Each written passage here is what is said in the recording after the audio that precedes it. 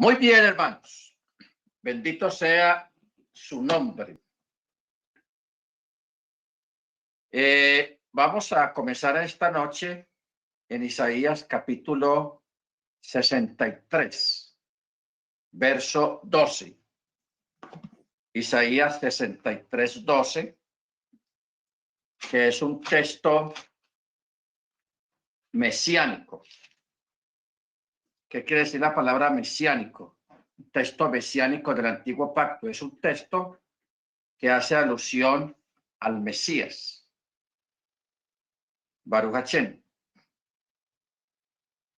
Bueno, 63, 12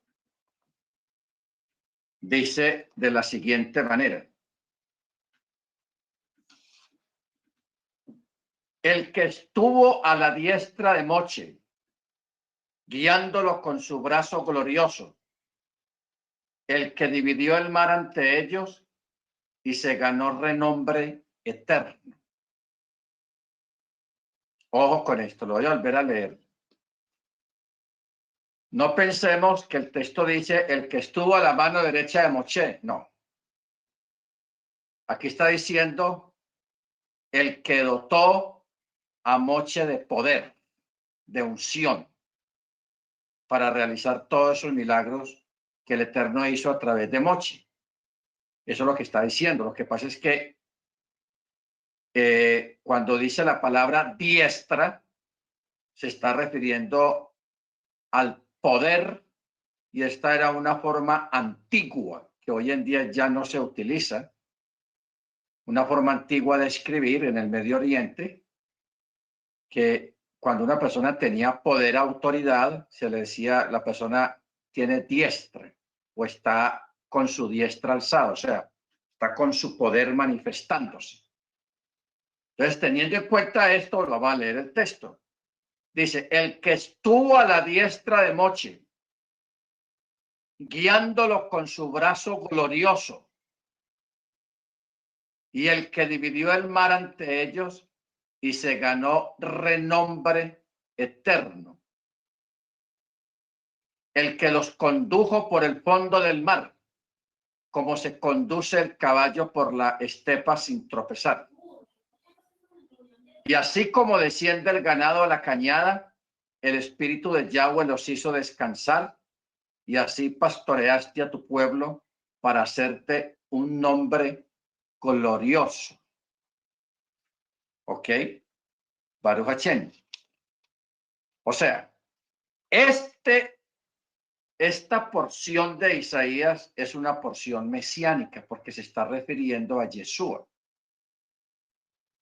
Yo anoche le estaba explicando a alguien acerca de que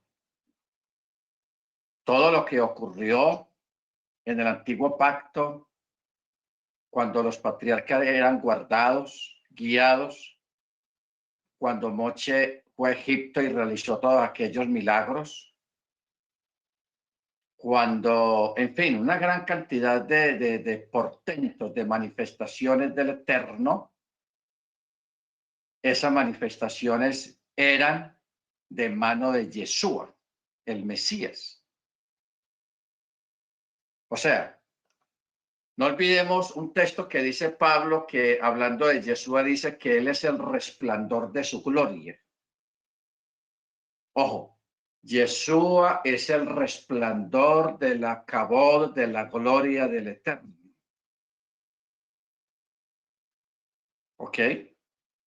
El Eterno está... Vamos a ver si entendemos esto, hermanos. Vamos a poner atención. La semana pasada estuvimos diciendo de que el Eterno está en todas partes y que no hay un lugar donde Él no esté. De forma inherente, Él está en todo lugar. En este momento Él está aquí, en esencia. Está también allá donde usted está sentado, en esencia. En la cúspide del monte Everest, allá está Él. En las fosas marinas, en el Pacífico Sur, allá está Él. Allá en el fondo del mar, allá está Él. Allá en esas madrigueras donde están las hormigas, la hormiga reina poniendo huevos, allá está Él. O sea, de forma inherente, Él está en todo lugar. Pero cuando hablamos de un milagro, de una manifestación milagrosa de parte del Eterno, así sea a través de la palabra, así sea a través de un milagro, así sea a través de un portento, ese es Yeshua.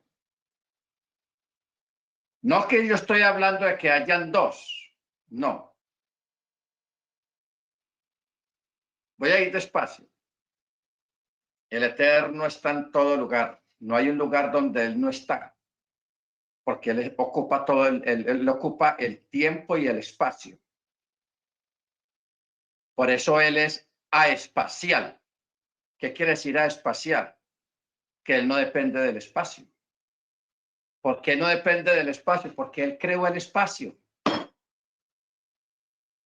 ¿Si no entendemos? O sea, si el Eterno en esencia creó el espacio, el vacío que nosotros conocemos, que eso es lo primero que dice Génesis 1:1. 1:6. Ojo con lo que voy a leer acá, que ahora sí lo vamos a entender. El verso 6 del capítulo 1 de Génesis dice: y dijo Elohim, haya expansión en medio de las aguas y separe las aguas de las aguas. Y creó Elohim la expansión. ¿Y qué quiere decir expansión? Espacio. ¿Qué nos da a entender eso? Que él antes de crear el espacio, el vacío, ya había creado el agua. Y el agua ocupaba todo. Pero a ese todo, el Eterno creó un vacío. Y en ese vacío, cuando menos piensa, ese vacío, ese aire, esa expansión, estaba no en medio del agua, sino que el agua estaba en medio del vacío. Por eso es que el texto dice, separó las aguas de las aguas. Y en medio de esas aguas creó el vacío, creó el espacio.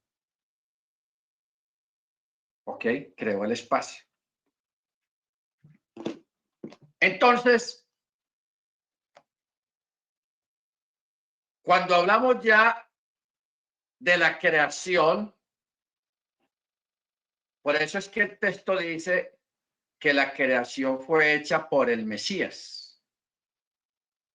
O sea, nosotros tenemos que tener eso claro, hermanos, porque es que yo no entiendo por qué hay personas que se van al judaísmo a negar al Mesías teniendo tal evidencia bíblica, no argumentación, porque la argumentación puede con todo. No, estamos hablando de evidencia bíblica. El Evangelio de Juan dice que por él fueron creadas todas las cosas, hablando de Yeshua. Y en Colosenses 1 también dice eso. Y en otras partes también lo dice, que todo fue creado por Yeshua. Él es el creador. Todos los milagros, o sea, la manifestación, Yeshua es la manifestación en la creación, en guiar a los patriarcas, en hablar con los patriarcas, cuando llama a Moche, cuando vuelve a Moche a Egipto, cuando hace los portentos en Egipto, cuando saca a Israel de Egipto, le abre el mar, que es lo que acabamos de leer ahorita ahí en Isaías, que él abrió el mar y que el pueblo, cuando descendió a esa fosa, al piso de ese abismo del mar, los hebreos no tropezaron, ni ninguno se cayó. Como quien dice, ay, se tropezó con una piedra, un hueco. No, todos pasaron como si estuvieran pasando por una autopista, una carretera pavimentada. El Eterno preparó de tal manera el fondo marino que ellos pasaron sin novedad, sin percance alguno. Pero cuando llegaron los egipcios, que venían con sus carros, con sus caballos, ellos sí tropezaron. ¿Por qué? Porque yo quiero que usted recuerde una cosa. Por donde camine el creyente, el hijo de Yahweh, por ahí no puede pasar cualquiera. Por eso está ese texto, ni ojo de buitre ha visto, ni león pasó por él. Este camino, el que ande por este camino, por torpe que sea, no se extraviará. Primero el Eterno lo hizo literalmente con el pueblo allá en el desierto y cuando pasaron el mar, el fondo del mar. No tropezó nadie porque eso es lo que acabamos de leer ahí en el texto de Isaías. Isaías 63:12. No tropezó nadie. Y mire las comparaciones que el mismo Eterno hace ahí, hermanos. Eso es tenaz. Mire las comparaciones.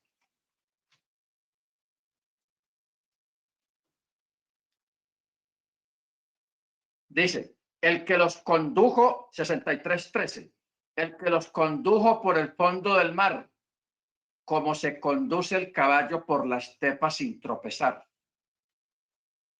Cuando habla de la estepa, está hablando de la llanura. Y un caballo en una llanura corre bien, corre rápido y no se va a tropezar. Entonces, el Eterno a través del profeta está haciendo una alusión, una comparación. Así como el caballo va por la estepa y no tropieza, porque es plano el camino, así él los hizo pasar por el medio del mar, sin que tropezaran. Y pone otra comparación. Así como desciende el ganado a la cañada, el espíritu de Yahweh los hizo descansar. ¿Qué quiere decir esto? Cuando el ganado desciende a una cañada, hay peligros y hay temores de las fieras salvajes, porque los depredadores se van a cazar y atacar a los animales cuando van a los abrevaderos de agua, a buscar agua. Allá los esperan y lo atacan. Entonces los animales acostumbrados a eso, ellos van con temor. Pero mire lo que dice el texto. Así como desciende el ganado a la cañada, el espíritu de Yahweh los hizo descansar, o sea, les dio shalom. O sea, atravesaron ese mar esa noche sin miedo. Porque el Eterno, o sea, Yeshua, los estaba conduciendo, los estaba pastoreando. Por aquí, venga por acá, venga por este lado, haga esto, haga aquí, haga allá. Eso es pastorear. Indicarle a un creyente cómo se hacen las cosas, cómo se creen las cosas, cómo se camina con el Eterno. Ese es el trabajo de un pastor, de un roé. Bendito sea el nombre del Eterno. ¿Ok? Entonces, toda manifestación que ha habido a través de la historia, en cuanto a milagro y todo lo que usted quiera, es Yeshua, porque Yeshua es el resplandor de su gloria. O sea, Yeshua, vamos a hacerlo más sencillo. Yeshua es la parte visible del invisible. Es lo visible del invisible. No olvidemos que Yahweh en esencia es Ruach, es espíritu, y un espíritu no se ve. Pero como Él nos creó a nosotros, la raza humana, al Ben Adam, nos creó literales, materia sólida, con ojos que vemos lo sólido, no lo espiritual. porque usted con sus ojos, usted no ve las cosas sólidas, usted ve las cosas sólidas, no lo espiritual. Entonces, cuando usted ve a Yeshua, usted está viendo a Yahweh. ¿Ok? Por eso es que Yeshua le dijo a Felipe, ¿cuánto hace que estoy con vosotros y no me has conocido? El que me ha visto a mí ha visto al Padre. ¿Ok? El que me ha visto a mí ha visto al Padre. ¿No crees que yo soy en el Padre y el Padre en mí? Mire la palabra que utiliza. Anoji. Hayah. Yo soy Hayah. Hayah, Hacher, Hayah. ¿Ok? Yo soy el que soy. O yo soy el ser que existe en sí mismo, como usted lo quiera entender. Estamos, hermanos, esto hermanos, es tremendo y esto es lo que nosotros necesitamos concebir en nuestra mente, entenderlo, porque eso es lo que dice la palabra, eso es lo que dice la Torá. ¿Ok? Por eso es que nosotros tenemos que desaprender el asunto de la Trinidad, porque es que la Trinidad es lo que impide, mire usted el trabajo tan perfecto, tan bueno que hizo Hasatán, que el Eterno nos reprenda, cuando creó la doctrina de la Trinidad, de tres deidades, de tres dioses, porque eso confunde a las personas y impide que se entienda perfectamente la palabra del Eterno, lo que estamos hablando acá. Si Juan capítulo 1 dice que todas las cosas por él fueron hechas, y está hablando del Mesías, de Yeshua, del verbo que se hizo carne con un nombre que se llama Yeshua Hamashiach. Y el texto dice muy claro, todas las cosas por él fueron hechas y sin él nada de lo que ha sido hecho fue hecho. ¿Ok? Por eso él es el creador.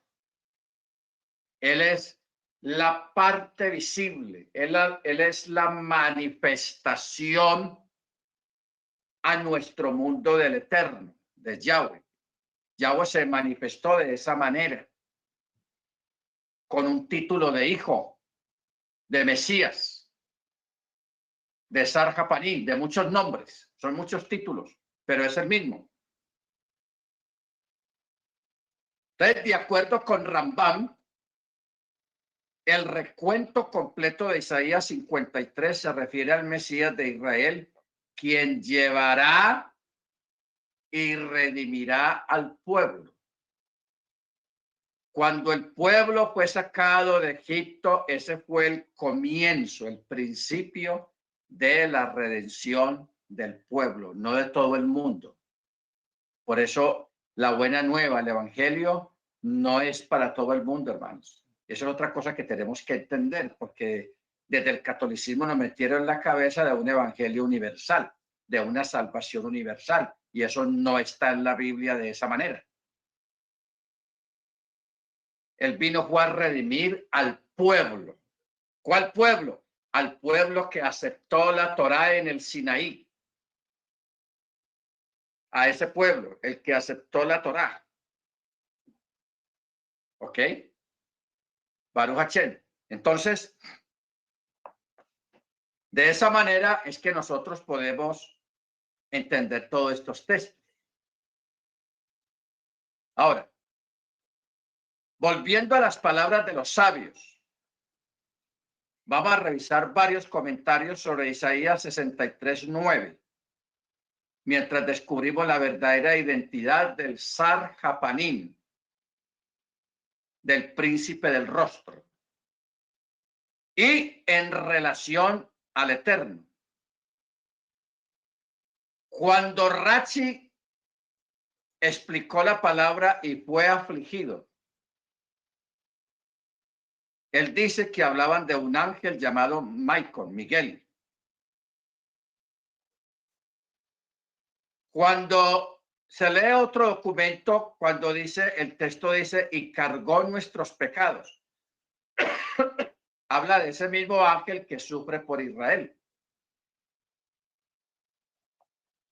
Cuando leemos la palabra cargó, habla de los sufrimientos de este ángel en conexión con Lamentaciones 3:28.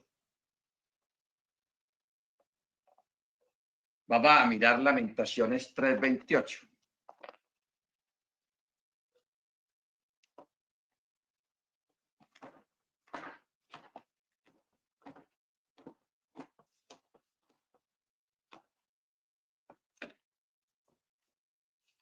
Lamentaciones 3:28. Casi nunca hemos venido a este libro, pero cada cosa tiene su día. 3:28 dice que se siente a solas y guarde silencio porque él se lo ha impuesto. Que ponga su boca en el polvo por si quizás haya esperanza. Que dé la mejilla al que lo hiere y que se harte de ofrendas. ¿Te se acuerda la profecía que dice que mesaron mis mejillas? O sea, la barba se la arrancaban con la mano, con violencia. ¿Ok? Ahora, otro rabino, Michael Leitman, dice, el ángel de su rostro, o sea, Sarjapanim, lo redime, ya que comienza con las palabras, en todas sus aflicciones él fue afligido. El ángel de Yahweh que lo redime es la Chejiná, quien está con ellos en el exilio. ¿Ok? La verdadera identidad de este ser, que también es llamado ángel, un malaj, un ángel, que también se le llama el ángel de su presencia. Malaj Panaim, el ángel de su presencia. Ahora,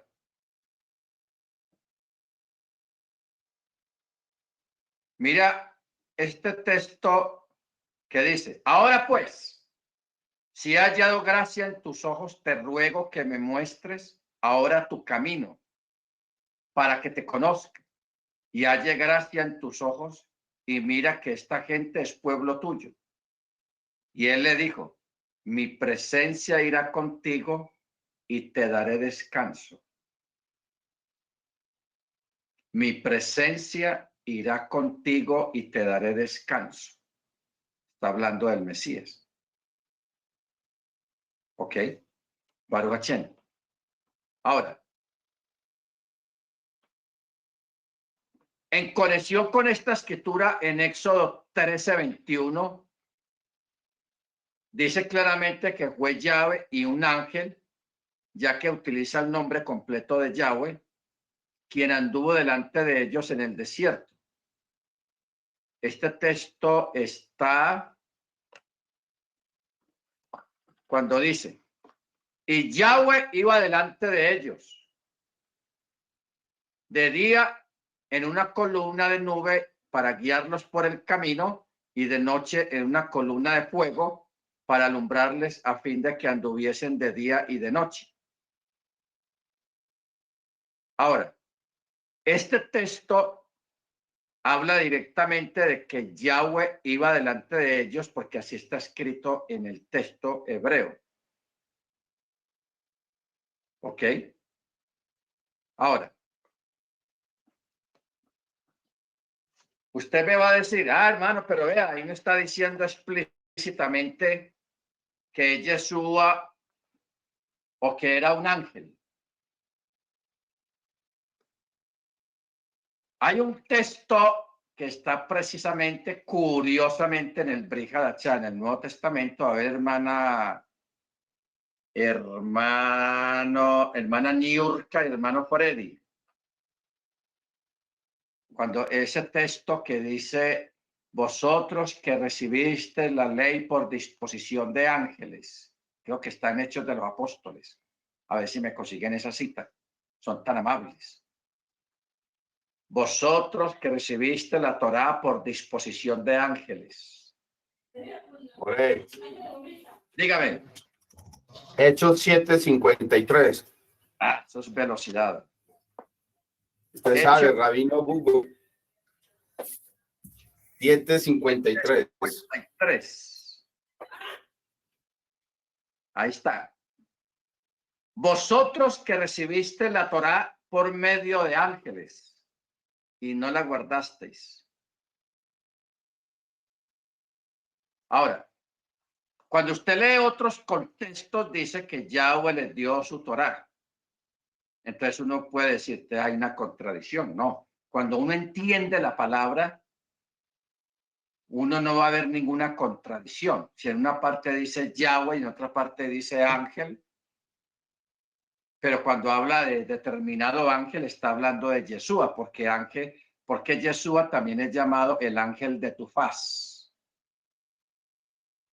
o sea, el ángel de tu presencia.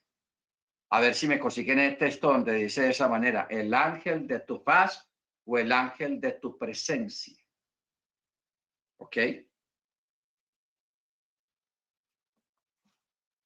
Baruch Hashem. Muy bien.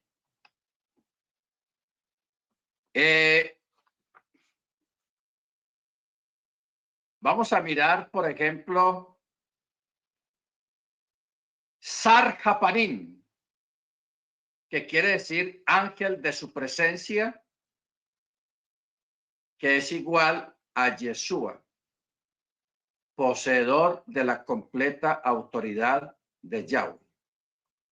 Bueno, yo quiero retroceder un poquito, hermanos, porque yo quiero que estemos claros y más contundentes en esta cuestión. Más contundencia, más raíces. Usted sabe que hay un texto en la escritura que dice, no hay hombre que te vea y viva. Y es la verdad. Ver al Eterno en su esencia, en su naturaleza, sabiendo que Él está en todas partes de forma inherente. Está en todo lugar, en forma inherente. Pero cuando hablamos de milagros, hablamos de hechos portentosos, Él lo hace, se manifiesta a través de Yeshua. O sea, no es que Yeshua sea otra persona, no, sino que para nuestro mundo, para esta creación que somos nosotros, Él se manifiesta por medio de Yeshua. Eso se llama una teofanía en griego, una teofanía. Otro le dicen una manifestación. Pero a esa teofanía y a esa manifestación siempre se le ha dado un título, se le ha dado un nombre, la roca, Sar Hapanim, tabernaculizó, se hizo carne. O sea, hay un montón de adjetivos, de títulos para dar a entender semejante proeza y semejante manifestación del Eterno a través de Yeshua.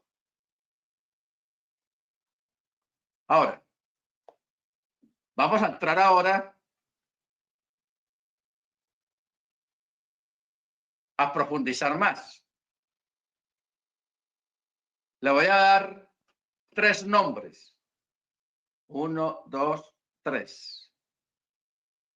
Metatron o Metatronón. Metatron. Esta palabra Metatron es una palabra griega, pero muy profunda. Enoc y el muchacho. ¿Cómo la ven? El muchacho. Y aquí vamos a extraer, hermanos, unas cosas impresionantes.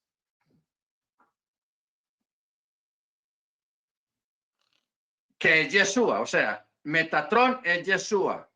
Enoc, que es un título, aquí no está hablando de Enoc, el del libro de Enoc, no, es un título que también se le da a Yeshua, al Mesías. También lo llaman Enoc. Ahora vamos a ver por qué. Y otro título que tiene es el muchacho, Netzer. Netzer. Bueno, notamos que Yeshua, o sea, Sar-Japanín, está seguido por el nombre de Metatrón. Es importante para nuestro entendimiento la verdadera naturaleza e identidad de aquel llamado Yeshua para saber más acerca de Metatrón. Aprendemos que Metatrón es aquel llamado Yeshua Sar-Japanín, quien será el redentor de Israel y quien salvará y llevará al pueblo hebreo. En este asombroso texto, a continuación que vamos a mirar, Metatrón se identifica a sí mismo como el poseedor de la autoridad celestial de Hachem. Mire cómo dice el comentario. Metatrón, el mensajero, continuó y me dijo: yo soy Metatrón, Sar-Japanín, y Mijael es mi nombre. Él me ha puesto para estar entre su pueblo y a quienes ama. Yo soy quien estaba con Abraham en Canaán. Yo soy quien redimió a Isaac y quien peleó con Jacob. Ojo. Alguien me estaba preguntando quién era el que peleó con Jacob aquella noche. Aquí lo dice. Yo soy quien peleó con Jacob. Yo soy quien guió a Israel en el desierto por 40 años. Y yo soy quien fue revelado a Jehoshua, o sea, a Josué en Gilgal. A Josué en Gilgal. ¿Ok? Ahora, vamos a mirar ahora los pasajes mencionados y las conexiones que hace entre Yahweh, Metatrón y Sar-Japanim. Ahora vamos, esto es lo que estamos mirando, hermano, esto es cosas muy rabínicas. Esto es doctrina rabínica muy profunda, que usted va a tener el privilegio de escuchar, porque esta cuestión de Metatrón, de Enoch, del muchacho, o sea, el Netzer, de Sar-Japanim, estas cosas no las maneja mucha gente. Hay mucha gente que no sabe nada de estas cosas. Bueno, primer texto, Génesis 17:1. Dice, y era Abraham de edad de 99 años cuando se le apareció Yahweh y le dijo: yo soy Yahweh todopoderoso. Anda delante de mí y sé íntegro. La palabra todopoderoso en hebreo es Shaddai. Shaddai. Y este Shaddai también es el nombre de Metatrón. Shaddai es Metatrón. ¿Ok? Usted sabe que la palabra Shaddai es una palabra que viene de una fuente, de una raíz que es la palabra Chad. Chad. La palabra Chad en hebreo quiere decir pechos. Los pechos. Ahora, estamos hablando de la época de Abraham, cuando apenas el Eterno estaba llamando a Abraham. No se llamaba Abraham todavía, sino Abraham. Estamos hablando de un tiempo muy antiguo, con un vocabulario muy reducido, y la mayoría del vocabulario era simbólico. Por eso esta palabra Shaddai tiene un significado muy profundo, que es el que alimenta, el que sostiene. ¿ok? El que sostiene con su esencia y con su poder, haciendo alusión la función que cumplen los pechos de la mujer cuando está amamantando un niño. ¿Ok? Baruch Hashem. Bueno. Otro, ¿dónde más está la palabra Metatrón? Génesis 18:1. Dice, después le apareció Yahweh en el encinar de Mamre, estando él sentado a la puerta de su tienda en el calor del día. Aquí vuelve y menciona la palabra Shaddai. Y que sabemos que es Metatrón. Toma el nombre completo de Yahweh, Metatrón. ¿Ok? Shaddai, Metatrón. Génesis 22:11. Dice, entonces el ángel de Yahweh le dio voces desde el Shabaín y dijo, Abraham, Abraham. Y él respondió, heme aquí. Y dijo, no extiendas tu mano sobre el muchacho ni le hagas nada, porque ya conozco que temes a Yahweh, por cuanto no me rehusaste a tu hijo, tu único. Entonces, aquí ya no es con el nombre de Metatrón, sino el ángel de Yahweh. Sar Hapanim. El ángel de Yahweh. ¿Ok? Baruch Hashem. Sar Hapanim. O sea, el ángel de tu presencia o el ángel de mi presencia. Hay muchas formas de pronunciar. El ángel de su presencia. Es un título, no que sea un ángel, sino que esa fue una forma en que Yeshua, el mismo Yahweh, se manifestó en la antigüedad. Porque cuando el Eterno fue a visitar a Abraham, cuando estaba sentado en el encinar de Mamre, estaba en su tercer día de la circuncisión, de la recuperación de la circuncisión. Entonces el Eterno se apareció allí con dos malajim.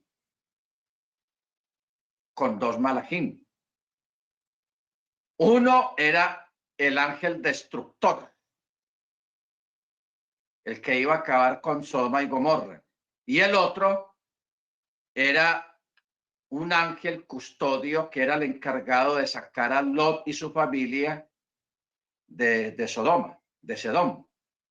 ¿Ok? Por eso es que cuando uno lee el relato,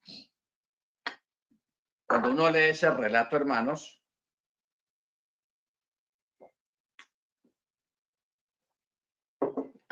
uno ve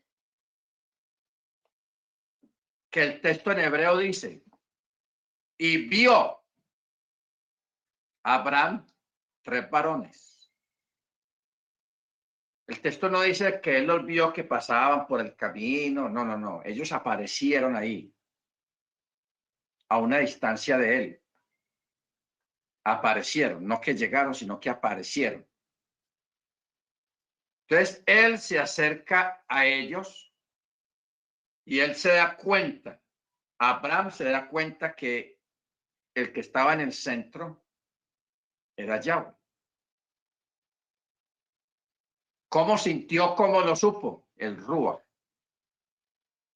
él lo sintió por el Espíritu. Entonces él se tira al suelo, hermanos, se extendió en el suelo en humillación y en reverencia y le dijo la palabra clave, mi Adoni, o sea, mi Yahweh, mi Adoni. Él sabía que era Yahweh. Eso es lo que yo dije ahora, que es una teofanía, una manifestación del Eterno o de Yeshua en forma angelical o en forma humana. ¿Ok? Luego, en este caso de Abraham, Génesis 22:11, cuando Abraham iba a sacrificar a Isaac, aquel era un Sar Hapanim, o sea, era el mismo Yeshua manifestándose como un malaj, porque el texto dice así. El texto dice así, por eso dice, entonces, o sea, Vayehi Ha Malach, el ángel de Yahweh, le dio voces desde el Chamaín y le dijo, Abraham, Abraham. Y él dijo, no extiendas tu mano sobre el muchacho. Ahora, ¿qué es lo más tremendo de esto, hermanos? ¿Por qué este hecho y por qué este lugar era tan significativo? El lugar donde Abraham iba a sacrificar a Isaac. Porque en ese mismo lugar, 2000 tantos años después, Yeshua fue erigido en ese mismo lugar. Increíble eso. ¿Ok? Ahí fue donde fue puesto la estaca. El pedazo de rama, el palo donde Yeshua fue colgado. Ahí mismo en ese lugar. Eso es impresionante. Bueno, Sarja Panim, o sea, el rostro de Yahweh. Génesis 32-31. Dice, y Jacob llamó el nombre de aquel lugar Peniel, porque dijo, vi a Yahweh cara a cara y mi alma sobrevivió. Vi a Yahweh cara a cara. Ahora, ¿cómo un ser humano puede decir que va a ver a Yahweh, a Dios, si es un espíritu? O sea, nosotros tenemos que aprender a manejar la Biblia, hermanos, con mente fría, con mente intelectual, llamémoslo así, y a conocimiento de las cosas.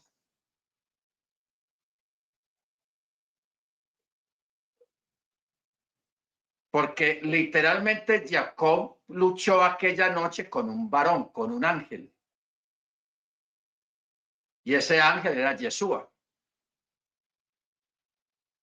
Pero Jacob sabía quién era el que estaba ahí. Así como Abraham se dio cuenta quién era el que estaba en el centro de los dos, de los tres que estaban ahí, cuál era el Eterno mismo, manifestándose en forma angelical, Jacob también distinguió quién fue el que peleó con él aquella noche. Era Yeshua. Por eso él dice, vi a Yahweh cara a cara. ¿Qué fue lo que vio él?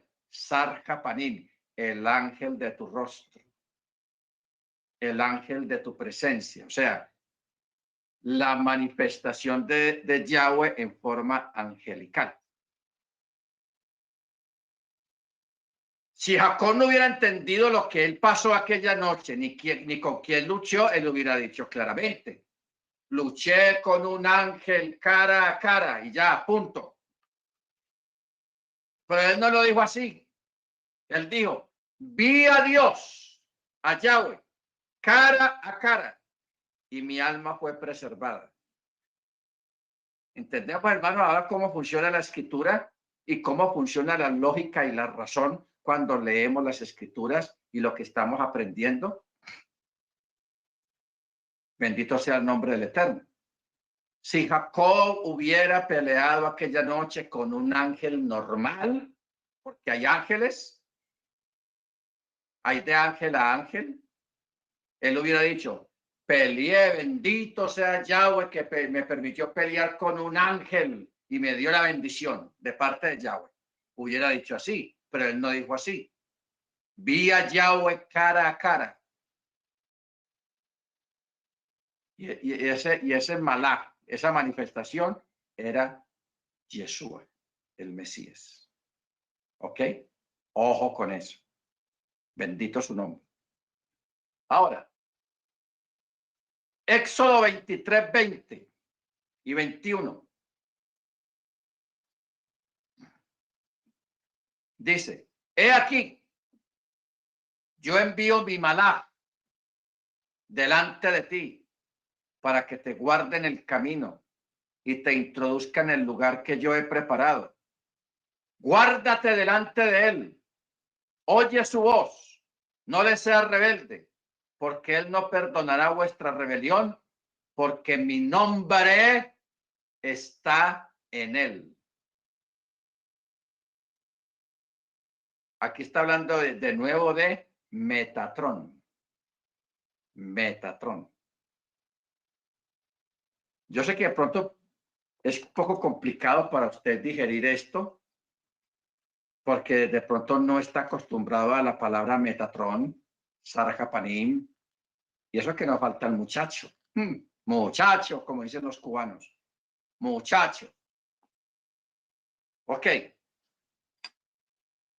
La figura que aparece en la literatura rabínica antigua como Metatron, quien también es Sarjapanim, es llamado también mediador, ya que tiene toda la autoridad de Yahweh y a veces también es conocido con el nombre del Shaddai. La palabra Shaddai en español es el Todopoderoso. El Todopoderoso. Así lo tradujeron al castellano. Shaddai es el Todopoderoso. Que yo, pues, haría una objeción a esta traducción, teniendo en cuenta lo que significa la palabra Shaddai en el idioma hebreo. Pero no vamos a entrar en ese detalle ahora, porque no es necesario. Ahora,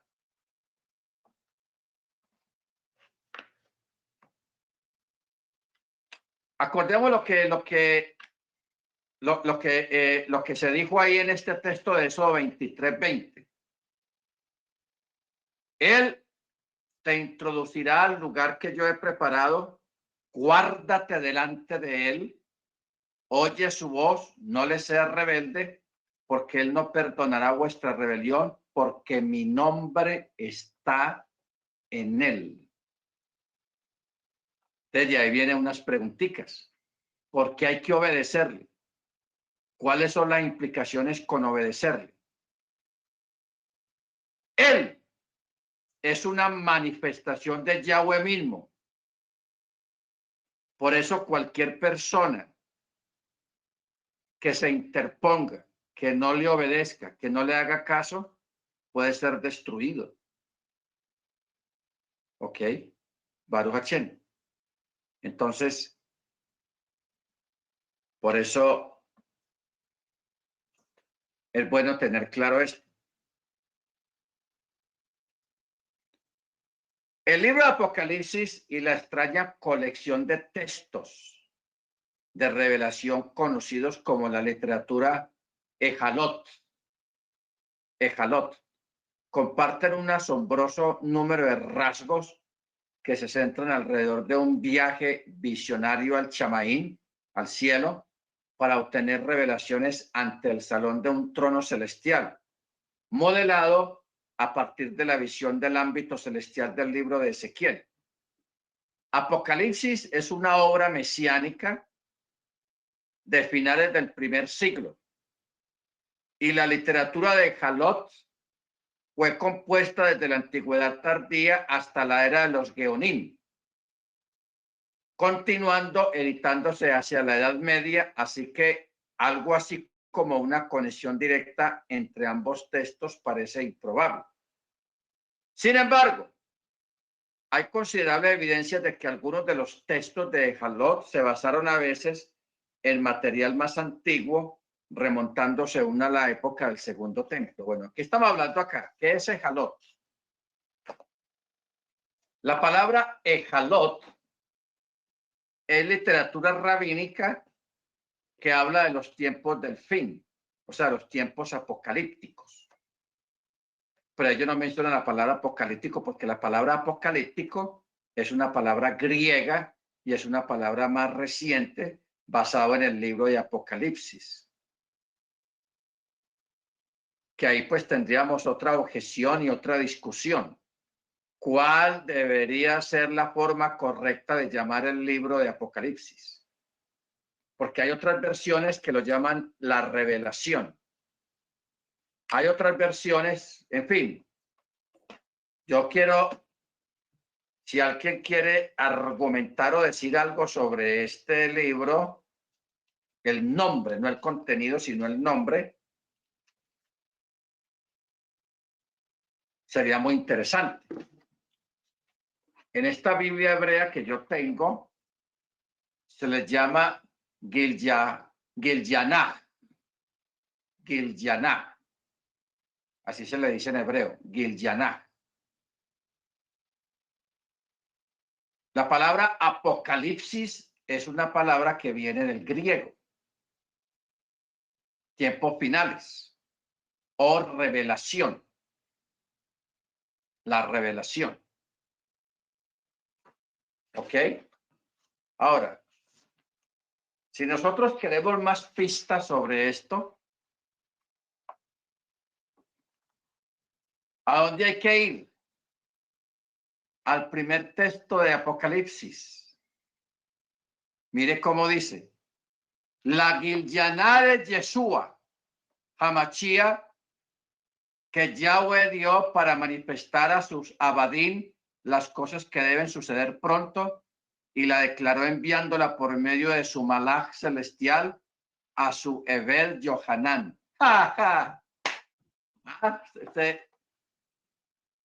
Esto es tenaz. Voy a volver a leer. Yo quiero que usted entienda algo. Si usted ha leído bien el primer capítulo y el segundo capítulo de Apocalipsis, usted va a entender el primer versículo. Porque en el primer capítulo, el que está hablando hoy es Yeshua. ¿Ok? Yeshua es el que está hablando ahí. Por eso, en el verso 8 dice, yo soy la Aleph y la Taf, el principio y el fin, dice Yahweh o Yeshua, el que es, el que era, el que ha de venir, el Todopoderoso. Aquí está hablando de Metatrón, de Sarjapanim. Luego en el verso 11 dice, yo soy la Aleph y la Tal, primero y el último. Escribe en un rollo lo que ves. Ahora, aquí está hablando Yeshua. Capítulo 1 y capítulo 2. Pero si nosotros leemos bien clarito el primer texto, el verso 1, ahí nos vamos a dar cuenta. Mire cómo dice. La Gilyanah de Yeshua Hamachía, que Yahweh dio para manifestar a sus abadim las cosas que deben suceder pronto, y la declaró enviándola por medio de su malach celestial a su Ebed Yohanan, o sea, a su siervo Juan. Bueno, vamos a mirar algo acá.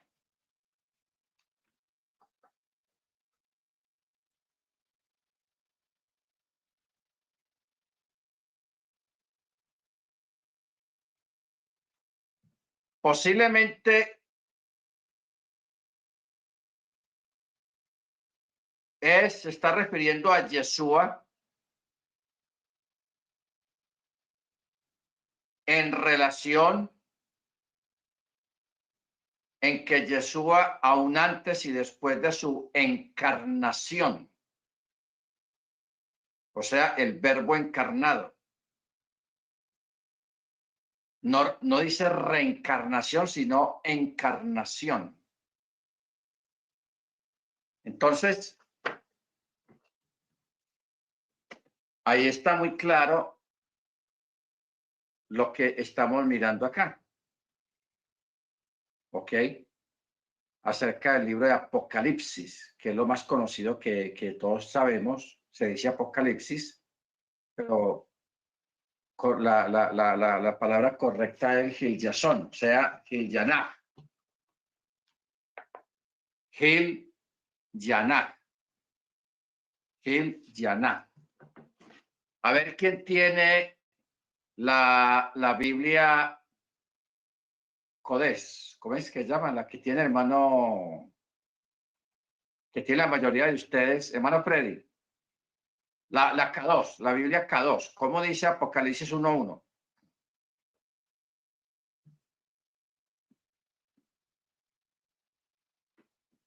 Un minuto, mi amor.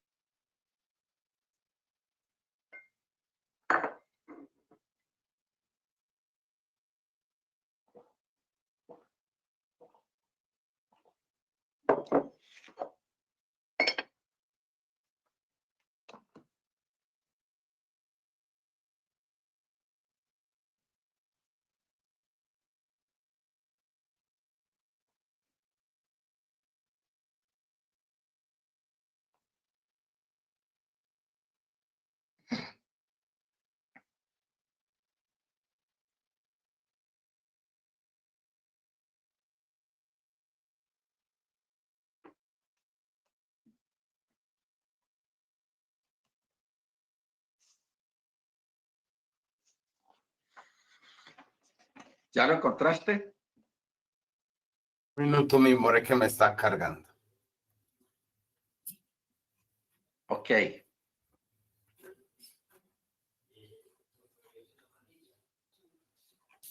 Lo que pasa es que esta Biblia no está en el orden nuestro. Dame un segundo, mi amor.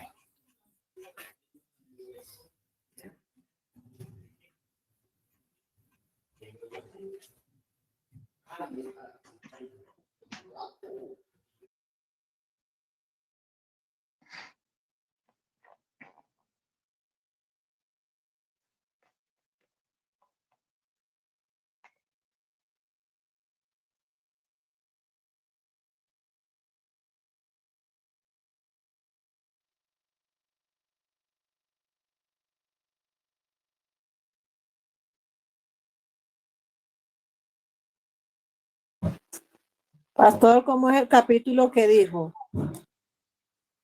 La K2, Apocalipsis 1:1. Esta es la revelación que Yahweh dio a Yeshua Hamasías para que él pudiera mostrar a sus siervos lo que tiene que suceder muy pronto. Él la comunicó enviando su malaj a su siervo Jonatán. Ese es el 1:1. ¿Johanán o Jonatán? Yohanan, disculpe, Yohanan. Okay, Yohanan. Correcto. Muy bien. No, pero interesante. Mire que usa la palabra revelación. Pero lo quiero volver a leer, mi more, más despacio. Ok, hágale.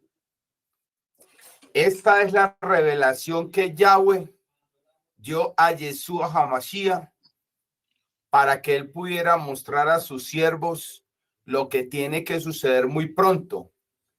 Él la comunicó enviando su malaj a su siervo Yohanan. Amén. Johanán, muy bien.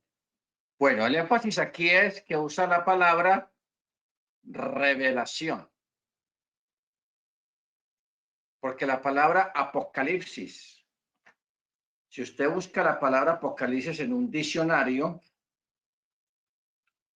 no tiene que ver con revelar algo, sino que tiene que revelar con tiempos finales o fin de los tiempos o tiempo de confusión o tiempo de destrucción. Por eso cuando alguien habla supongamos un ejemplo, arriba en la montaña hay una represa muy grande, tiene millones de metros cúbicos de agua y abajo hay un pueblo. Entonces alguien dice, la represa se está rajando las paredes, puede ocurrir, nos enfrentamos a un evento apocalíptico, o sea, destructivo. ¿Ok? Pero el texto cuando dice es la revelación, o sea, una revelación de lo que ha de acontecer en los tiempos finales y aún después de los tiempos finales. ¿Ok? Baruch Hashem. Ahora, Vamos ahora a mirar a lo del muchacho. Nayar.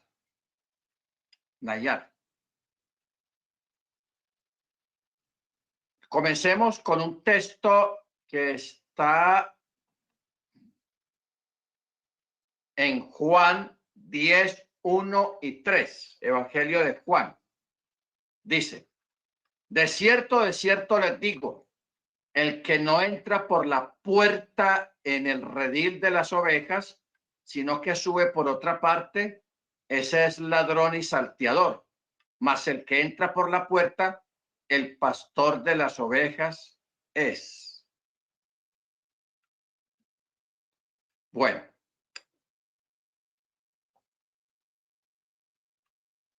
Vamos a mirar un detalle acá porque este es un texto que toda la vida nadie lo entendió o lo entendió mal. Vuelvo y leo.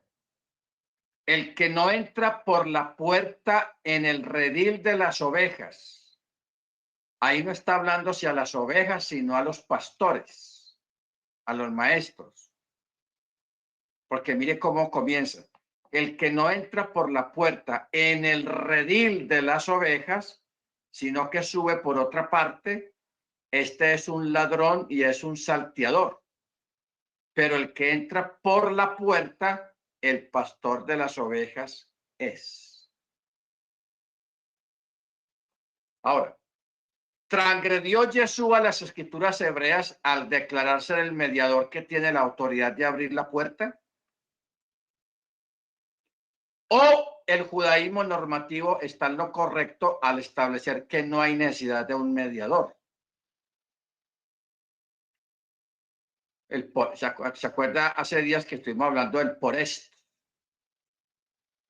El que abre una brecha en el muro. El que abre brecha en el muro. Que hace alusión a la serpiente. Por eso el Eterno le dijo a Moche que erigiera una serpiente allá arriba para que todo el que fuera picado por las serpientes y mirara a la serpiente, el veneno no lo mataba. Y que esa serpiente erigida de bronce estaba apuntando al Mesías, que también es llamado el Porest, el que abre brecha, el que derriba una parte del muro. Que Pablo lo ratifica cuando dice, quitando de en medio las divisiones, o sea, los tariach, los muros de separación, Yeshua los quitó de en medio. ¿Qué quiere decir eso de quitando de en medio los muros de separación para unir a todo el pueblo? Esos muros de separación eran los mandamientos rabínicos, o sea, los alajot, la alajá. Hermana Niurka, hermano Freddy, hay un texto, creo que está en Isaías, que dice línea sobre línea, renglón sobre renglón, mandamiento sobre mandato, hasta que caigan de espaldas. Vamos a buscar esta cita para que miremos eso, esa parte. A ver quién lo encuentra. Muy bien. Los tariach, que son los muros, porque es que el judaísmo creó muros. ¿Sí, hermano Freddy? Isaías 28:10. Isaías 28:10. Perfecto. Isaías 28:10. Yo le estaba mencionando este texto a alguien hoy acerca de tantos mandamientos. Acordémonos lo que hablamos hace días, que el judaísmo ortodoxo tiene 1530 o 1550 mandamientos.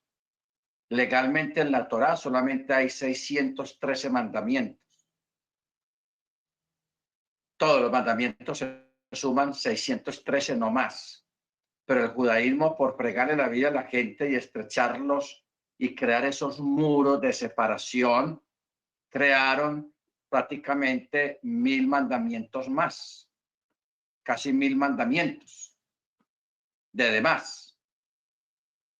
Y el Eterno ya había profetizado que eso iba a ocurrir. Y esa fue la lucha de Yeshua. Yeshua no estaba contra la Torá, era contra los mandamientos de hombres, la halajá. Leamos el texto, Isaías 28, 10. Dice, porque precepto a precepto, mandamiento a mandamiento, renglón por renglón, línea por línea, un poquito allí, otro poquito allá. Cierto, con lengua balbuciente, en lenguaje extraño hablaré a este pueblo. El que él les había dicho, aquí está el reposo, den reposo al cansado. Esto es un lugar de descanso. O sea, la Torá es para descansar.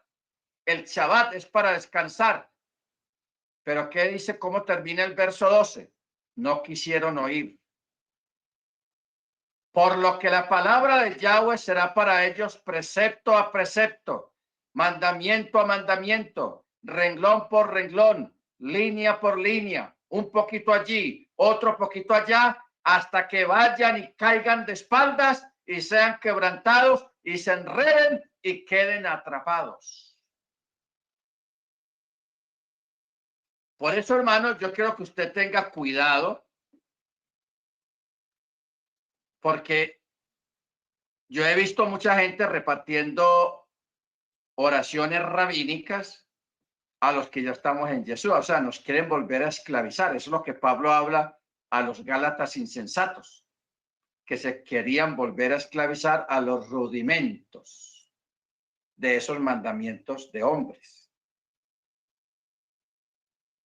¿Ok? O sea, los tariach, los muros de separación. Hombres aquí, mujeres allá. En un bus, hombres aquí, mujeres allá. En la calle, hombres aquí, mujeres allá. Los matrimonios ortodoxos, en un mismo cuarto, una cama para la esposa y otra cama para el esposo. No duermen juntos en una sola cama, camas separadas. ¿Ok? Esos son mandamientos rabínicos. Desde que un ortodoxo se despierta, ya está haciendo oraciones largas que duran aproximadamente 1 hora y media. Dentro de esas oraciones tiene que lavarse las manos como 3 veces. ¿Ok? Y si la esposa está en la otra cama, si es un hombre casado, no puede mirar a la esposa, sino que tiene que mirar para otro lado, que no vea a la esposa. Entonces, que ahí está lo que hemos dicho a veces, que en Shabbat no prenden un switch para prender o apagar la luz, porque ellos piensan que eso es un trabajo, prender o apagar la luz. No le dan la vuelta a un fogón o no apretan un botón porque ellos consideran que es un trabajo. Y sobre eso crearon cientos de mandamientos y mandamientos y mandamientos y mandamientos. No utilizar cosas de cuero en Shabbat, ni hebillas de cuero, ni adornos de cuero en Shabbat. En fin, llenaron a la gente, hermano, de lo que está hablando acá. Mandamiento a mandamiento, renglón por renglón, línea por línea, un poquito allí, otro poquito allá, hasta que vengan y se caigan de espaldas con tanta carga de mandamientos. Cuando Yeshua le dijo a los judíos, porque él no le dijo a los gentiles esta palabra, cuando le dijo a los judíos, venid a mí todos los que estéis trabajados y cargados, que yo los hago descansar. No estaba hablando de la gente que estaba cansada y agobiada de problemas y de cosas. No, de estas cosas, hermanos. Cansados de tanto alajao, de tanto mandamiento, de tanta cosa encima que le impusieron a la gente. Por eso es que Pedro, ojo con lo que vamos a leer acá. en Hechos de los Apóstoles. Hay una palabra dura. Hay una palabra dura que ahora sí la vamos a entender. Hechos 15, verso 10. Mire cómo dice. Ojo con lo que vamos a leer. Hechos 15, 10 dice: ahora pues, ¿por qué tentáis a Yahweh imponiendo sobre la cerviz de los discípulos un yugo que ni nuestros padres ni nosotros hemos podido llevar? ¿Ah? Ahí no está hablando de la Torá. Está hablando de la halajá, de los mandamientos de hombres. Que eso iba de mano con los fariseos. Ellos eran expertos en inventar mandamientos. Y mandamientos sobre mandamientos, y halajá y halajá. Entonces, de eso es que está hablando aquí el apóstol Pedro. ¿Por qué tentáis a Yahweh imponiendo sobre el hombro de los discípulos un yugo que ni nuestros padres ni nosotros hemos podido llevar? ¿Ok? Aquí es donde cae esto. Baruch Hashem. Entonces, yo oro al Padre, hermanos, por ustedes para que aprendamos a distinguir qué es Torah y qué es mandamiento de hombres. ¿Qué realmente es Torah?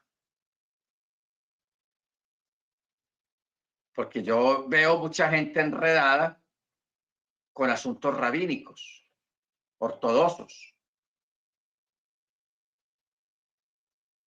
¿Ok? Con muchas cosas ortodoxas que no es Torah. No está en la Torah. Y Yeshua vino a liberarnos del yugo, a liberar al judaísmo del yugo de toda esa gran cantidad de cientos de mandamientos y mandamientos y mandamientos y mandamientos, que eso es lo que divide la gente. Y eso es lo que tienen los ortodoxos pensando como piensan de usted y de mí. Porque eso es muy bonito, pero si yo les abriera páginas de aquí, de estos libros rabínicos, sobre lo que piensa un ortodoxo de las mujeres no judías, no es nada bueno lo que hay ahí. O de los varones no judíos, o de un niño no judío, ahí no hay nada bueno. Pero el Eterno no tiene nada que ver con eso, hermanos. Eso fue una mentalidad que les crearon a ellos a través de estos mandamientos de hombres, no de la Torá, porque la Torá es inclusiva, o sea, es open door, o sea, o puertas abiertas. ¿Ok? Por eso es que en la época de Yeshua había dos grandes rabinos que tenían una pelea casada entre los dos, porque eran muy opuestos, que eran Hillel y Shammai. Hillel fue el fundador de los fariseos, pero Hillel, aunque fue fundador de los fariseos, él era abierto. En cambio, Shammai no. Ese tipo era letrista, celoso, y aquí no me viene nadie, sino tal cosa, y el tipo... En cambio, Hillel era open mind, era mente abierta, open door, puertas abiertas, y era accesible a la gente. Bendito sea el nombre del Eterno. Entonces, hay una anécdota de que una vez un hombre allá en Jerusalén, porque en Jerusalén estaban las dos academias, la de Shammai y la de Hillel. Entonces, él por probar a los dos rabinos, él fue donde Shammai y lo retó y le dijo, maestro, rabino, yo aquí parado, voy a levantar un pie y voy a estar parado en un solo pie. Mientras yo resista, parado en un solo pie, usted es tan amable y me recita toda la Torá, toda la ley, o sea, los mandamientos. Entonces, como Shammai era hosco, grosero y muy cerrado, él lo golpeó con un palo y lo mandó lejos. Váyase de aquí, no moleste la vida. Irrespetuoso, etcétera, etcétera. Y lo sacó volado. Entonces el hombre dijo, no, con Shammai no se puede. Entonces va donde Gilel y le hizo la misma petición. Rabí Gilel, usted es tan amable y me explica toda la Torá o me da toda la Torá mientras yo estoy parado en un solo pie. Entonces Gilel le dijo, la Torá y los mandamientos se resumen en una sola cosa. Ama a tu prójimo como a ti mismo y acuérdate de los pobres. Lo demás es puro comentario. Y con eso despacha al hombre. Y es la verdad, porque la Torá se reduce a eso. Son 613 mandamientos. 613 mandamientos. El Eterno lo redujo a 10. A través del profeta lo redujo a 1. Y mire, eso está en el Antiguo Testamento. El justo por la fe vivirá. ¿Ok? Luego Yeshua vino y ¿qué dijo? Un mandamiento nuevo os doy. Que os améis los unos a los otros. Y toda la Torá, ¿qué dice Pablo en la epístola a Corintios? Dice, cesarán las lenguas, cesará la profecía, cesará esto, cesará aquí, cesará allá. Y solamente van a quedar 3 cosas. ¿Cuáles son esas 3 cosas? La fe, la esperanza y el amor. Y sobre todas esas 3 cosas hay una sola, que es el amor. Porque el amor cubre multitud de pecados. Baruch Hashem. Entonces mire usted cómo está la situación. Por eso usted tenga cuidado, porque hay gente que se quiere enredar en asuntos ortodoxos, en cientos de oraciones y dichos y cosas, y que no se puede tocar de no sé qué por allá, y no se puede. No, eso no es Torá, son mandamientos de hombres. Tengamos eso claro. Bueno, vamos a leer otro texto mesiánico. Salmo 37, 25. Y aquí está Metatrón. Dice, joven fui y he envejecido, y no he visto justo desamparado, ni su descendencia que mendiga pan. Metatrón, también llamado Yeshua, o sea, el guardián de la puerta. O sea, lo que yo dije estos días, los judíos, hermanos, los rabinos, estaban tan cerca de distinguir a Yeshua como el Mesías, que uno no se imagina lo cerca que estaban. No tanto en cuanto a la fe, sino en cuanto a la deducción y a la escritura. A la escritura. Porque los judíos llaman a Metatrón el guardián de la puerta.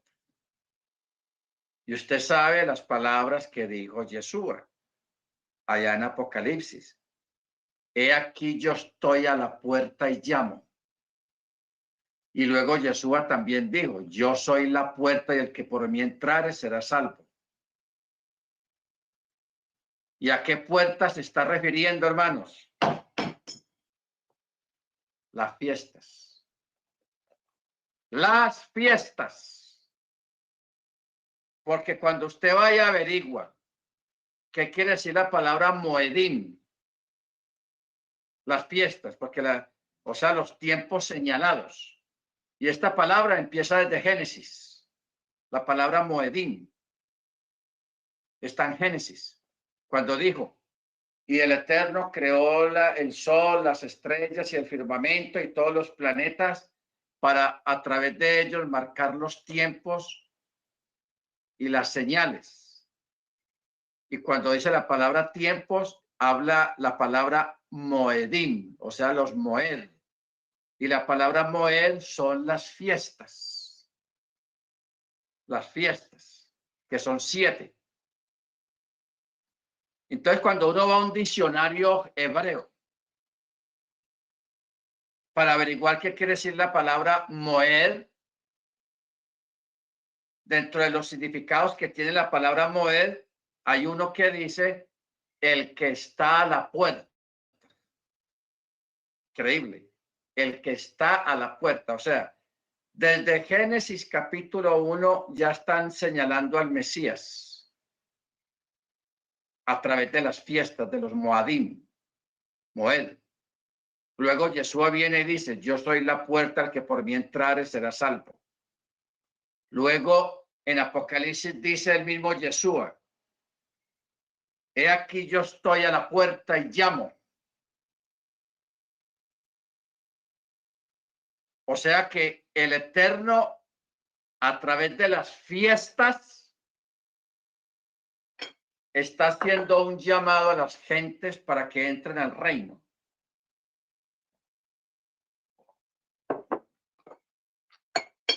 Ratificando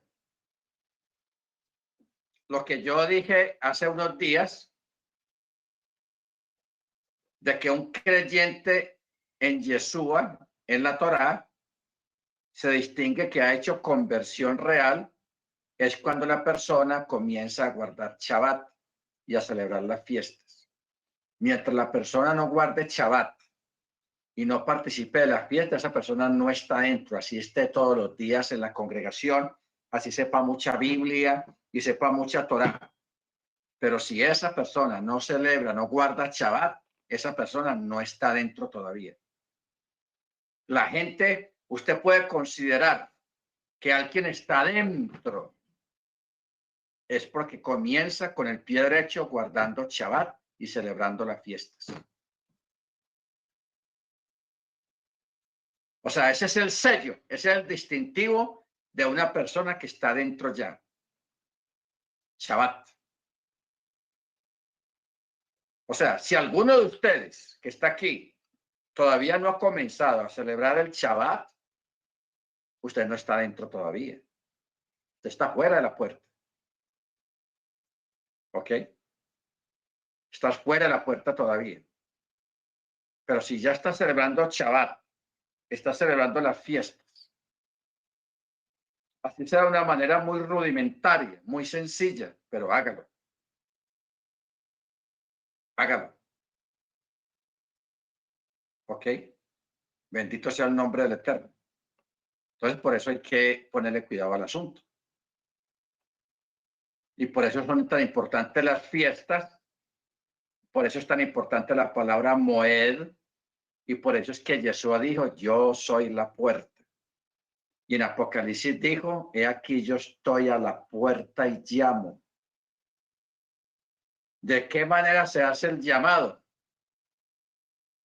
Ir por todo el mundo a predicar el evangelio. No.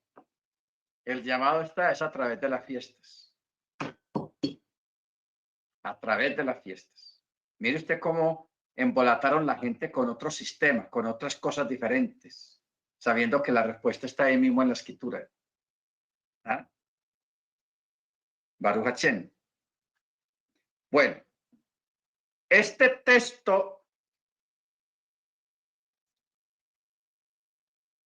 que acabo de leer acá, Salmo 37, 25, joven fui y he envejecido y no he visto justo desamparado ni su descendencia que mendigue pan.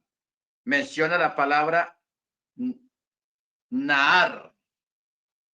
Nahar quiere decir joven, muchacho. Entonces ahí viene una pregunta. ¿Quién es Naar y cuáles son sus funciones de acuerdo con los sabios? Porque lo que necesitamos es resolver este misterio acerca de la identidad del muchacho. Porque este salmo, este texto, joven fui y he envejecido, no está hablando de una persona humana.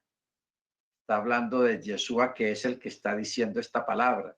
Joven fui y he envejecido y no he visto justo desamparado ni su descendencia que mendigue pan.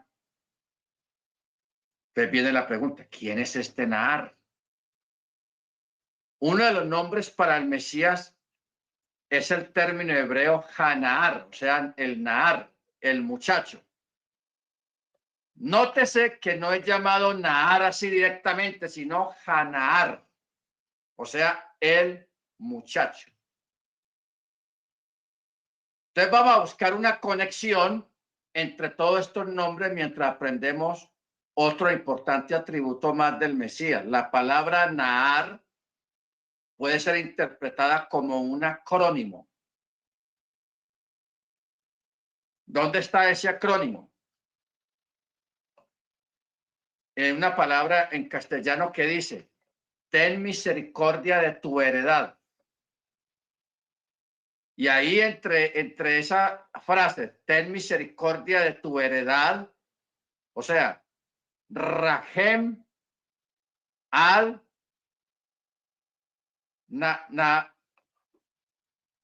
Nahaleteja. Rahem al Nehaleteja. Ahí en esta frase, Rahem al Nehaleteja, está la palabra Naar en acróstico. O sea, el muchacho. ¿Ok?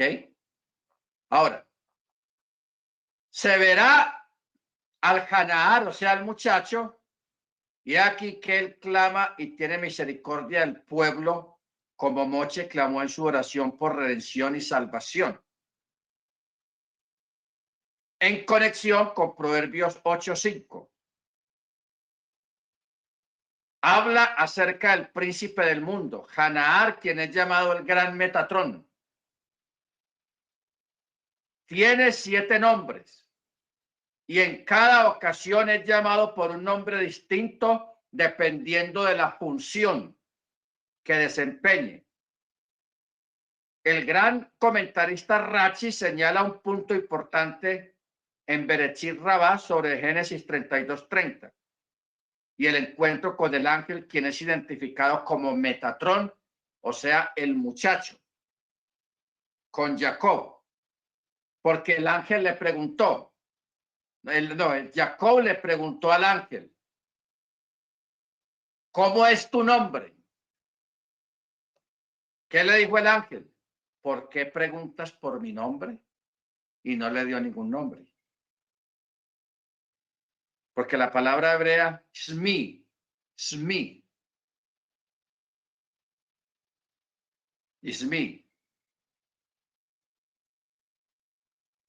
Ismi significa mi nombre.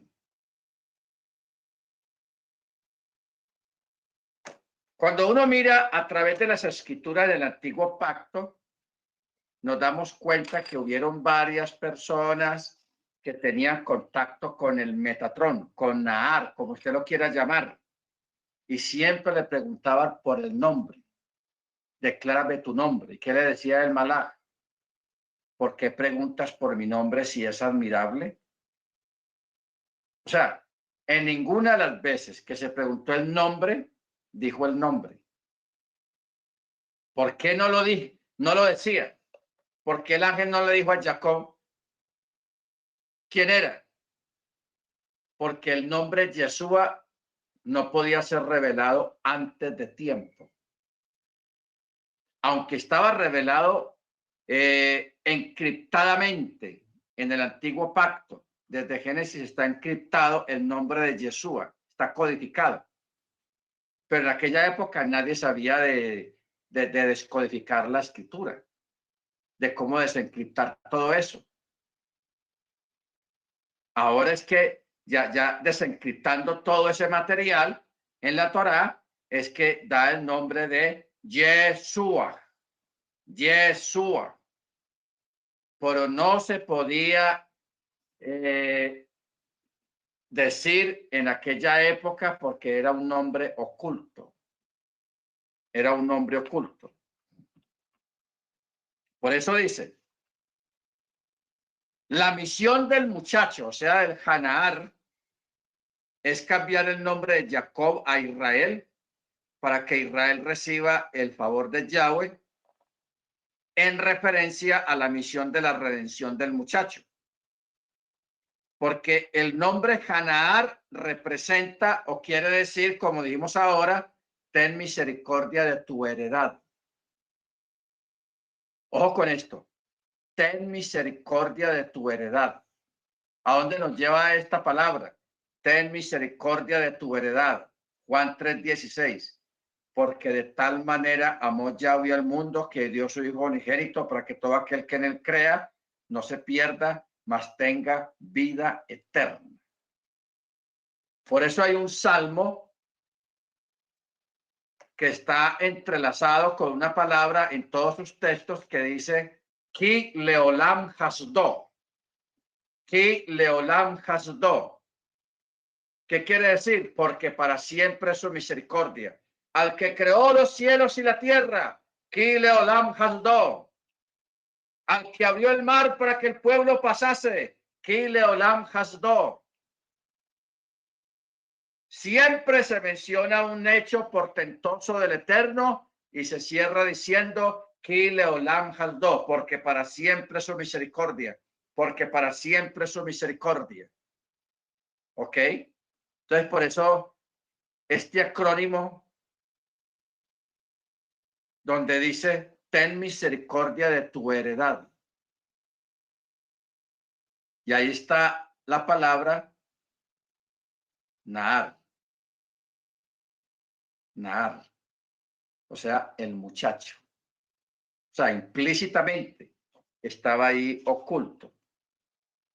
Por eso, el nombre Hanaar representa ten misericordia de tu heredad, porque cuando Israel era niño, ojo con esto, le amé, llamé a mi hijo a salir de Egipto. Esto está en Oseas 11:1. Oseas 11:1. Cuando Israel era niño. Increíble eso. Baruch Hachón. Bendito sea su nombre. Ahora,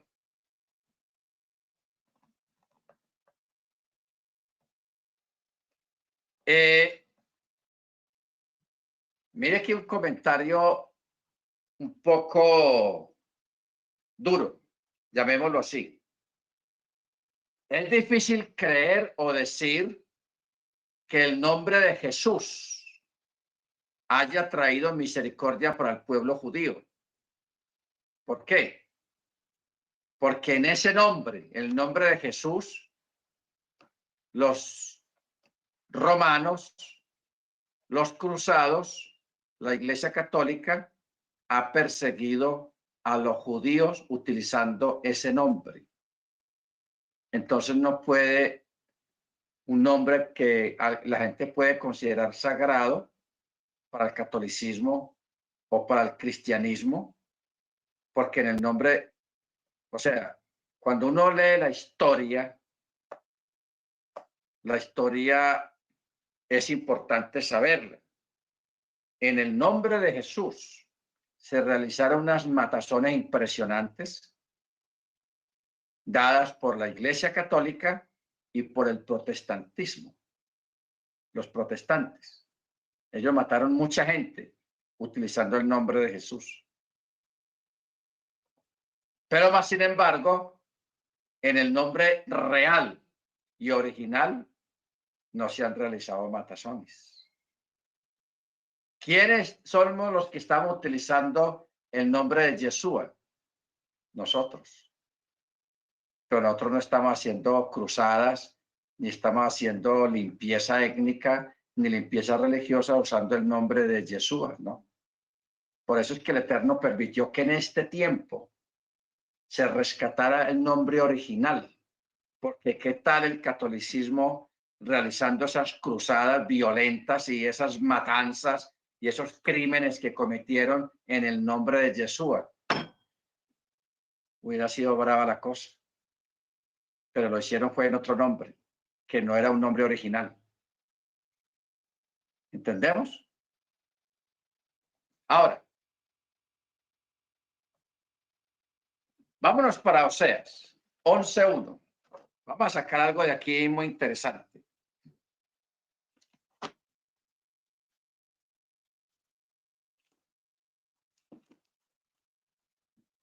De verdad que este estudio nos ha abierto la mente. Cuando Israel era un niño, yo lo amé. Y de Egipto llamé a mi hijo.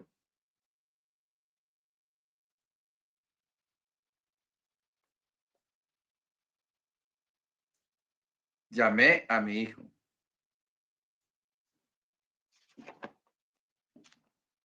Quiero mirar algo acá.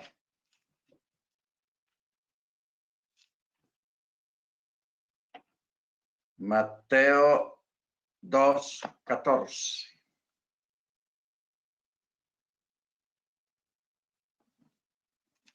Mire usted qué belleza esto, hermanos.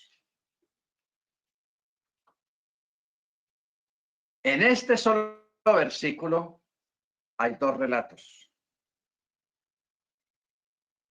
Uno que ya pasó cuando el profeta escribió este versículo y otro que iba a acontecer en el futuro.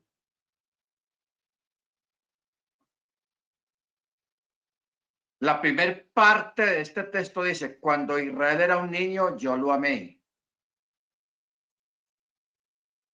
Este es un relato, ahí está hablando de Israel en sus comienzos. Y luego dice, y de Egipto llamé a mi hijo. Está hablando de Yeshua. ¿Dónde está el contexto? Porque es muy bueno tener un contexto. Mateo capítulo 2, verso 13.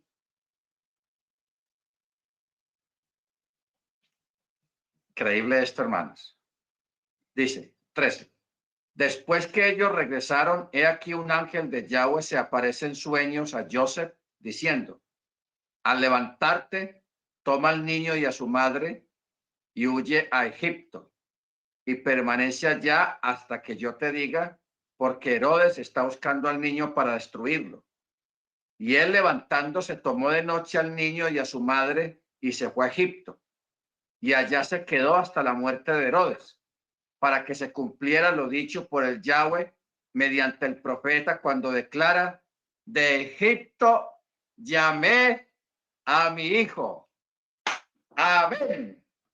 De Egipto llamé a mi hijo.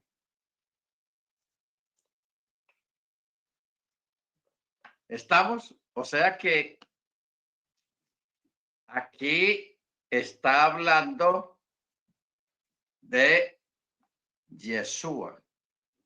Bendito sea su nombre. De Egipto llamé a mi hijo. O sea,